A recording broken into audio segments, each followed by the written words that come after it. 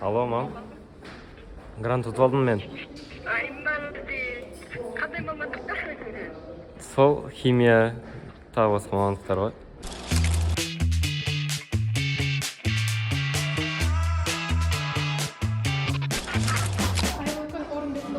Сізді химиялық пән олимпиадасынан бірінші орын алғаныңызға құттықтаймын. Сіз Оңтүстік Қазақстан педагогикалық университетіне 100% грант сертификатын алдыңыз.